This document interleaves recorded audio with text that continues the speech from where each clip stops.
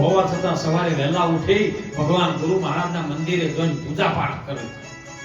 પૂજા પાઠ કરતા સમય વીતી ગયો. નારદજી તેઓ થઈને નીકળ્યા છે. નારદજીની દ્રષ્ટિ પડી કહો આવો રાજા પૂજા પાઠ કરતો હોય તો સમજો કે કઈક આ રાજની અંદર પ્રજા સુખી હોવી જોઈએ. જો ગામમાં સરપંચ ભજનમાં આવે ને તો ગામનું કલ્યાણ કરે. એમ રાજાએ ભક્તિ કરતો તો નારદજીની દ્રષ્ટિ પડી કે રાજા આવી ભક્તિ કરે તો આ એના પ્રજાનું બહુ સુખ શાંતિ ને વૈભવ રખાવતો હોય છે. નારદજીની ભાવ જાગ્યો, નીચે આયા. રાજા નારાયણ નારાયણ. અરે પ્રભુ, તમે ત્રિલોકના નાથ, તમે તો ત્રિલોકમાં ફરવા વાળા, અહીંયા અમારી ઝૂંપડી આયા છો? પધારો પધારો, બેસો. એ રાજા એક પ્રશ્ન પૂછવો છે. તારો આ પૂજા પાઠ જોઈને હું આવ્યો છે. બાપા પૂછો ને, કે આટલું બધું રાત છે, આટલી બધી પૂજા પાઠ કરે છે, તો પૂજા પાઠ હવે શા માટે કરે છે? કે બાપા પૂજા પાઠ તો મારા ગુરુ મહારાજની પરંપરાથી ચાલ્યું આવે છે, એ જ હું કરું છું. બીજું હું વધનું કશું કરી શકું એવો નથી. તો કે તારી પૂજા અને બંદગીથી હું પ્રસન્ન થયો છું. બોલ, આજ માગે આલું. પ્રભુ ખરેખર નારદજી તમે માગવા માટે આયા છો? કે હા. કે બાપા અમારો સંતાન નથી, આ રાજનો વૈભવ સંભાળવા માટે અમારી પાસે સંતાન નથી, પણ છતાં અમે સુખી છીએ. જો તમે જ આપવા આયા હોય તો મને કંઈક સંતાન આપો. ત્યારે નારદજી તથાસ્તુ કરીને કીધું છે કે જા તારા ઘરે દીકરી થશે. લક્ષ્મીજીનો અવતાર, દીકરી તારા ઘરે પ્રગટ થશે. હો, પ્રગટ થઈ જાય. કેમ છે સંતનો વચન કોઈ દાડો ખાલી ના જાય. ગમે ભાવથી તમે ગમે મંદિરે બેસીએ ને, ગમે એની અંદર મૂર્તિ ધારી હોય ને, બંદૂક ભરેલી હોય પણ નિશાન ના હોય, શું કરશો? ઘણા બધા ભરેલી લઈ લે પણ નિશાન નથી. નિશાન હોય તો ભડાકો કરી શકો. એમ સાહેબોના નિશાન ધાર્યું. ગુરુ મહારાજનો સંતનો વચન પડી ગયો અને સમય જતા એમના ઘરે દીકરીનો જન્મ થયો. દીકરી ધીરે ધીરે યશોપતિ રાજાના જે મોટી થાય છે, એનું નામ સાવિત્રી રાખે. આપણે જેને સતી સાવિત્રી કહે અત્યારે નહીં, ઘણા બોલતા બેહવાનોમાં ઘણા સતી સાવિત્રી થઈ ગયા તો સતીનું નામ આવે સાહેબ. આપણી ભારત ભૂમિની સતીનું નામ આવે. અને કીધું સાહેબ ધીરે ધીરે એના રૂપ આગળ કોઈનું રૂપ ના ચાલે એવું તેનું રૂપ. સમય બનતા 18 વર્ષની ઉંમર થઈ, પણ એનું રૂપ એટલું બધું તેજોમય હતું ને, એટલે એના હોમો કોઈ રાજા ના આવે. રાજાને એમ કે આટલી બધી રૂપાળી છે ને આપણને કદાચ ના પાડે તો સ્વયંવર રચે તોય કોઈ ન આવે. આવી પરિસ્થિતિ થઈ અને ત્યારે અશ્વપતિએ ભગવાન નારાયણને પ્રાર્થના કરી કે પ્રભુ કંઈક રસ્તો કરો. એટલે નારદજી પાછા મોકલ્યા. નારદજી આયા કે એનો સ્વયંવર હતો, કે સ્વયંવર તો ઘણી વખત રચ્યા પણ કોઈ રાજા આવતો નથી. હવે તમે દીકરી પૂછો તારે શું કરવું છે? ત્યારે એના બાપા અશ્વપતિ અને માનતીબાઈએ કીધું કે તારે દીકરી જો કદાચ મન લાગે ને એને તું વરમાળા કરાવી શકે. ત્યારે બાજુનું ગામ હતું ને, ગામની અંદર ધ્રુમ્રસેન નામનો રાજા હતો. ગરીબ હતો પણ સત્ય બોલવા વાળો, ઓખે વાદળો હતો. પણ એને એકનો એક દીકરો જેનું નામ સત્યવાન. સત્યવાન એટલે સત્યવાન, જૂઠું જરાય બોલવાનું નહીં, એવો સત્યવાન. ત્યારે મને ચર્ચાઓ ભળીને એક સત્યવાન જૂઠું બોલતો નથી, એટલે આ સાવિત્રીએ મનથી એને વરી ચૂકી. હવે એનું કામ શું હતું સત્યવાનનું? સવાર વહેલો ઉઠીને જાય, લાકડા લઈને આવે, લાકડા વેચી ગુજરાત ચલાવે. આવો ગરીબ ઝોપડીમાં રહેવા આવો. તેમ હું મારા મનથી સત્યવાનને વરી ચૂકી છું. એટલે એના બાપી અશ્વપતિએ કીધું કે બેટા એ તો હાવ ગરીબ છે, તું જઈએ તો એના ઘેર ખાવાનું નહીં હોય, તું શું કરી? કે બાપા ગમે કરો પણ હવે હું મનથી વરી ચૂકી છું તો બીજું કોઈ થાય એવું નથી. રાજાને એમ થયું કોઈ અમે સ્વયંવરમાં આવતું નથી, એને કરમ. નારદજીને કીધું કે તમે ત્યાં હવે એના લગ્ન કરાવો અને એના આશીર્વાદ આલો. એટલે જેમ સ્વયં ફૂલ હાર કરીને સત્યવાનને હાર પહેરાઈ અને એના પતિ મોન્યો ને, એટલે બે જણા નારદજીને પગે લાગે. સત્યવાન અને સાવિત્રી બે જણા પગે લાગે ને, એટલે નારદજીએ કીધું સુખી રહો. એટલે સત્યવતીએ કીધું સાવિત્રીએ કે પ્રભુ મારો બાપ પૂજા કરે, હું ભક્તિવાન છું, મને એટલી બધી તો સમજણ પડે છે કે કોઈ સંતના આગળ જ્યારે નવીન પરણેલા જોડકું આવીને પગે લાગે ને તો સુખી રહો આશીર્વાદ સંતના ના હોય.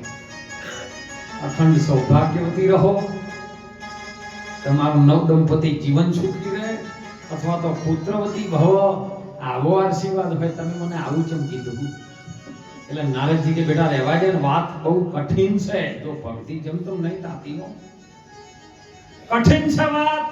અને હું કહીશ ને કદાચ તું હારી જાય તો કે બાપા મારા હૃદયની અંદર ગુરુનું નામ છે, હું હારું એવી નથી. મેં મનથી મારો ધણી માની લીધો છે ને તો મારું પતિવ્રતાનું ધર્મ છે સાહેબ. કદી જીવનમાં ગમે એવી તકલીફ આવે તો ડગલું પાછું ન ભરવું, એવો મારો ધર્મ. પતિની સેવા કરવી એ જ મારો ધર્મ છે. પતિનો વચન હોભળન મારે એ કરવું એ જ મારો ધર્મ છે, બીજું કોઈ છે નહીં. તો કે હોભળ, આ જે તારા ધણીનું આયુષ્ય સત્યવાનનું એ 1 જ વર્ષનું છે, એટલે હું તને અખંડ સૌભાગ્યવતી કેવી રીતના કહું? ભલે બાપા, તમારો મન તો ભગવાને મોકલ્યો તો એ આશીર્વાદ નીકળ્યો છે, બીજો આશીર્વાદ હું આપી શકું એવો નથી. કાંઈ વાતો નહીં બાપુ, તમારો આશીર્વાદ જે પણ છે મારા શિરો માન્ય છે. સમય કાળ જતા જતા જતા જતા 1 વર્ષ પૂરું થવા આવ્યું. 1 દિવસ બાકી હતો સાહેબ 1 વર્ષમાં, અને બંને જણા એ દાડે એને ખબર હતી કે 1 વર્ષ આજ પૂરું થાય છે. આજ નક્કી પેલા સંતનો વચન બોલેલો આજ પ્રગટ થાય નક્કી. ત્યારે સત્યવતીએ કીધું, સાવિત્રીએ સત્યવાનને કીધું કે આજ હું તમારી હાથે લાકડા લેવા આવું. અને બંને એટલો બધો હેત પ્રેમ કરતો હતો ને સાહેબ, જેનો ખોળીએ જુદો પણ પ્રાણ એક. પેલો પેલા વગર ન રહી શકે, પેલો પેલા વગર ન રહી શકે, એવો એક ખોળિયા, એવો પ્રાણ એમનો. અને હારી જ્યાં જંગલમાં એક લાકડું કાપતો હતો, કોગાડી મારી માથામાં ઝાટકો આવ્યો સાહેબ, ચાર ઉપરથી હેઠો પડી ગયો.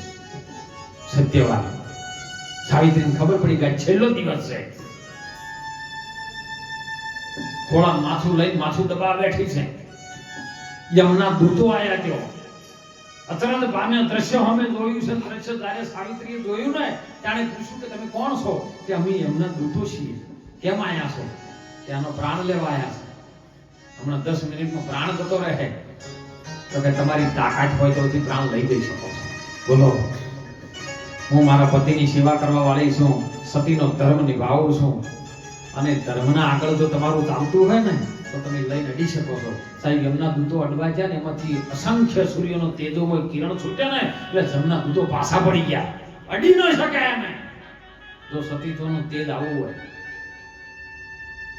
ત્યારે પેલા જમના દૂતોએ યમને કીધું કે પ્રભુ અમે તો આયા પણ અમે હવે નજીક નહીં જઈ શકતા. કોનો પત્નીવ્રતાનો ધર્મ જે છે ને એના આગળ અમારું કોઈ ચાલે એવું નથી, માટે તમે સ્વયં આવો.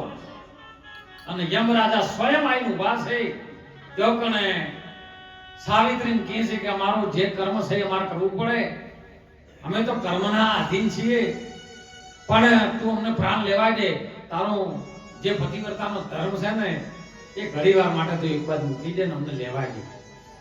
કે ના, મારું ખોળિયું જુદું છે પણ પ્રાણ તો એક છે, હું એમના વગર રહી જ ન શકું.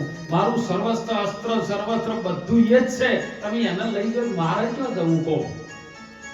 એટલે યમરાજા દુઃખી થયા કે મારું બધું હવે લેવું કેવી રીતે? પણ એમની જુગતી એમને કરી હો, કારણ કે આ તો ખુદા ખેલ करता, कभी किसी से न डरता, किसी को हंसाता न किसी को रुलाता, खुदा ने जो सो किया किसी को समझ में नहीं आया, ए ऐसा खेल दुनिया में रचाया, कोई आए कोई जाए तमाशा क्या है, अभी तक समझ में नहीं ये दुनिया क्या है.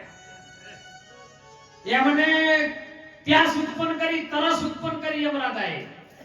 એટલે પેલા સત્યવાનને તરસ લાગી કે મને પાણી પો પાણી પો.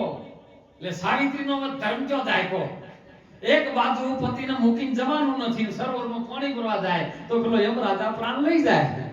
એક બાજુ પતિને હાચવવાનું, એક બાજુ પતિની આજ્ઞાનું પાલન કરવાનું, બંને બાજુ ધર્મ હૃદયમાં આવીને હલવાઈ ગયો. જો અત્યારે આટલો આટલો કરો પણ ધર્મ ક્યો છે? ધરતીમાંથી ધર્મ ગયો ને પાપનું વધી ગયું છે પૂર. પરિજન ભક્ત સૌ પાંગળા થઈ ગયા છે ને મેદની બની છે ચકચોર. બસ આમાંથી ક્યો આવે કહો? હે, ધરતીમાંથી જે ધર્મ હતું ને જતું રહ્યું સાહેબ. અને એને એમ થયું કે ગમે એ જાય ને તો મારા પતિનો પ્રાણ બચાવવો એ મારો ધર્મ છે. પતિની આજ્ઞાનું એમની મુખમાંથી વાત નીકળ્યો છે મને પાણી પો, તો હું પાણી ના પાવું તોય મારો ધર્મ લાગે છે. માટે ઘડુલો લઈને જ્યારે પાણી લેવા જાય ને તો પછી યમરાજાએ પ્રાણ ઉઠાવી દીધો. ઉઠાઈને જ્યારે નીકળ્યા ને એ પેલી દોડતી આવી પાછો થઈ છે. એટલે યમરાજાને સાવિત્રી કીધું મને મારો પતિ પાછો આપી દો, પ્રાણ આપી દો ને. તમે ધર્મની વાતો કરી, યુક્તિની વાતો કરી, સત્તા જે પણ સંતોની વાતો કરી, એટલે યમરાજા થોડા ખુશ થયા કે તારો ધર્મ આવો છે, તારા પતિ સિવાય તને બીજું કશું નથી કરતું, તારા ધર્મને લઈ હું બહુ વાતોથી ખુશ થયો છું, માટ માગી આલો કે એવું નહીં, વચન આલો. એટલે કે વચન આલો, તું માગી આલો કે મારો સસરો જે વાતળા છે ને એનો ઓખો પેલી આલો. જો સતીની બુદ્ધિ જેટલે છે એ અત્યારે જેટલી છે પહેલા જેટલી હતી કે મારા સસરા આ સત્યવાનના બાપા ઓખી વાદળા છે એમને તમે ઓખો આપી. એટલે યમરાજાએ કીધું તથાસ્તુ, જા દેખતા થઈ જાય. હવે પાછી વળી જા.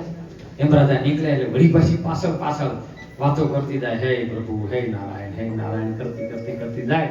એટલે યમરાજા ફરી પાછા ઉભા રહ્યા, બેટા હવે તો પાછી વળી, હજી તને બીજું વચન આલું છું, માગી આવ કે મારા જે સસરાનું રાજપાટ બીજા રાજાએ લઈ લીધું છે એ રીત તમે પાછું આવો કે જા તથાસ્તુ, બીજું વચન પણ પૂરું. યમરાજા નીકળ્યા એટલે પેલા મને હવે પાછી વળી જાય. તો હવે પેલી પાછળ નીકળી ધર્મની વાતો કરી. યમરાજા કે બહુ તારી વાતોથી હું ખુશ છું, જા તને બીજું વચન આલું, બોલ માં જ. તો કે મારા બાપાને કોઈ સંતાન નથી, હું આવતી રહી છું, હવે બીજો કોઈ રાજ સંભાળવા વાળો છે, એમને 100 દીકરા થાય એવું વચન આલો. યમરાજાએ કીધું તથાસ્તુ, જા તારા બાપાના ઘરે 100 દીકરા થાય. એના મને ખબર પડી જાય, ફરી પાછી પાછળ થાય. એમ કરતો ધનરાજાનો દરબાર આપવા માંડ્યો છે કે હવે અહીંયાથી હદ પૂરી થાય છે. અમુક નહીં આપણે અહીંથી રાજસ્થાનમાં જાય એટલે પછી રોમિંગ લાગે એમ કે હવે રોમિંગ લાગશે, હવે પાછી વળી જા. પણ તું સતી છે એટલે હું કશું કરી શકતો નથી.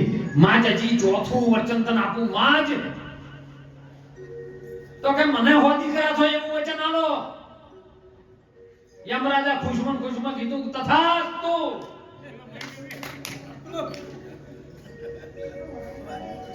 હવે કે પાછી વળ, કે હવે પાછી વળું કે ના વળું હવે તમારે જોવાનું. કે જેમ કે મારે દીકરા હો તમે થોય એવું તો વચન આલ્યું ને કે હા.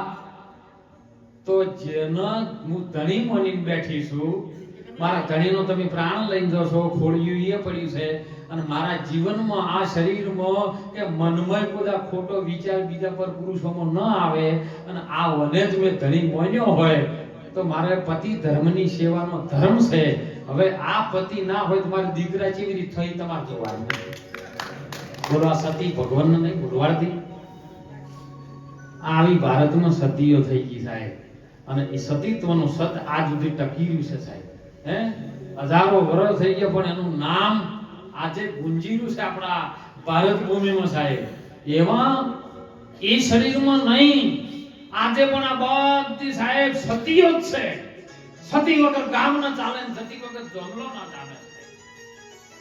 કેમ કે આપણા ભારત ભૂમિમાં જ્યારે ધર્મની ભીડ પડી ત્યારે શક્તિ આવી છે. અને એટલા માટે મહાપુરુષો પોકાર કરીને કહે છે કે તમે આ આયો છે અને જોણી લો બસ.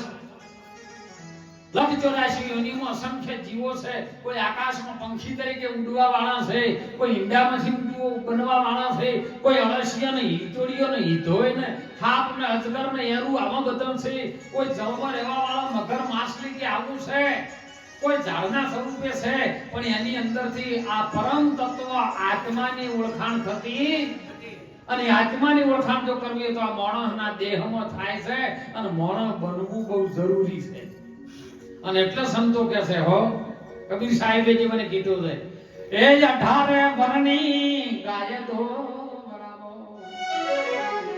અરે એમાં એક મટકીમાં એ લેવના હાજી, એ જ 18 વર્ષની ગાય તો બરાબર,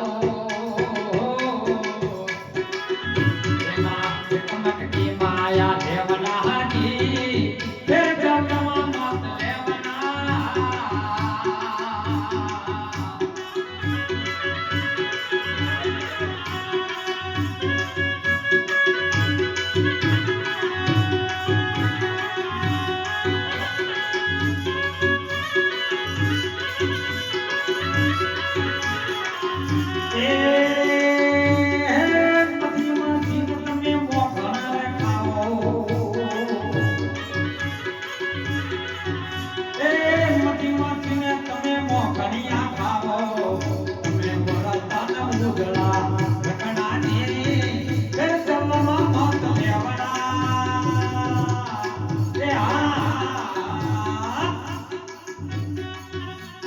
18 વર્ષની કાયદો ઉડાવો. 18 વર્ષના કોઈ પણ જગતની અંદર વ્યવસ્થા બધી હોય અને વ્યવસ્થા ના હોય તો ધનરાજભાઈ ચાલે નહીં. આધ્યાત્મિક સિદ્ધાંત અને વ્યવહારિક સિદ્ધાંત અલગ અલગ છે. અમારા હમણાં ચર્ચા થઈ રૂમની અંદર કે બધો તમે આત્મા ઓળખી કદાચ સ્વયંની ભૂમિકામાં જતા રહો ને, અને જો સ્વયંનું સ્વરૂપનું જ્યારે જ્ઞાન થાય અને સ્વરૂપમાં જ હોય ને તો પછી ઘાટમાં આવતા જ નહીં. તેમાં તો મય અમુક વાર ઝઘડો થાય એટલે નહીં કહેતા કોકને ના પડે ને થોડુંક આઘા પાછું થઈ ગયું ને એટલે શું કહે, તમે ઘાટમાં આવો, ઘાટમાં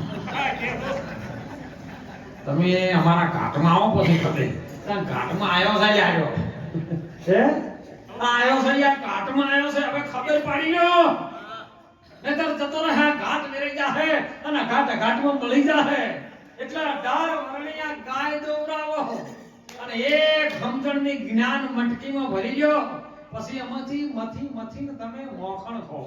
જો મોખણ ખાવામાં ગમે દોત ના હોય તો ચાલે. કરશનભાઈ કોઈ બોલે એમ નડે એવું છે મોખણ? મોખણ કોણું આવે સાહેબ.